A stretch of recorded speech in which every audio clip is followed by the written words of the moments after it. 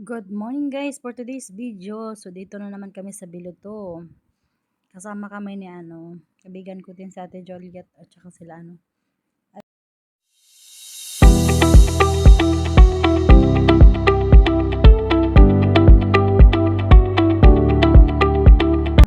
beauty, magpa-beauty.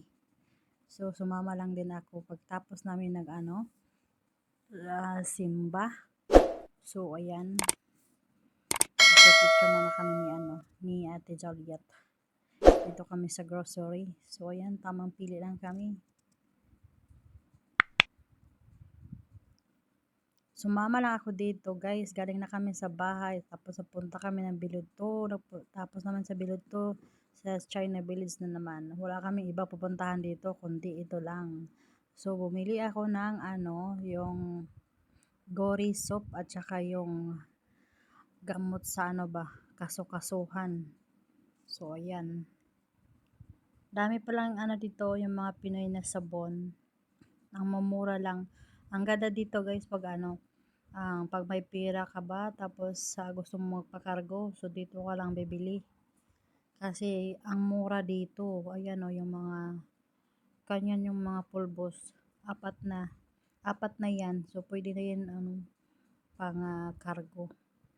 Bibili din ako niyan sa sunod. Siguro 3 set ganyan. Nasa 1 real lang yan eh. So, soon, makapira tayo. Kinuha ko kasi hinanap ni ate. So, binigay ko sa kanya. Dagdag daw niya doon sa karton niya para ipakargo. So, yan binigay ko sa kanya. Tsaka sinabay ko din tong gamot sa kasukasuhan at tsaka yung sabon. Ay, naku guys. Maraming salamat talaga sa dito sa kaibigan ko ni Ate Yas. Napakabait. Sabi ko bayaran ko yun, siya na naman nagbayad. Pag magpunta kami ng Biloto, siya talagang nagbabayad sa mga kinukuha ko na mga gusto kong bibilhin. Siya ang magbabayad nung una nakaraan. Bumili ako ng sandal at saka yung pinili ko. Si Ate Yas na naman ang nagbayad. Sabi ko wag na kasi ako nang magbabayad. Hindi daw kasi maliit lang naman. Kaya maraming salamat pag narinig mo itong voice over ko. Maraming salamat talaga, nahihiya na ako tuloy sa inyo. Ayan. So tamang lang tayo dito, pili-pili. Ang daming mura guys. Pati nga yung lotion, binigay ni Ate Joliet para binigyan niya ako ng lotion, dalawang set. Naka-promo siya 1 real, 350. Pag doon yun sa Lulo, sobrang mahal.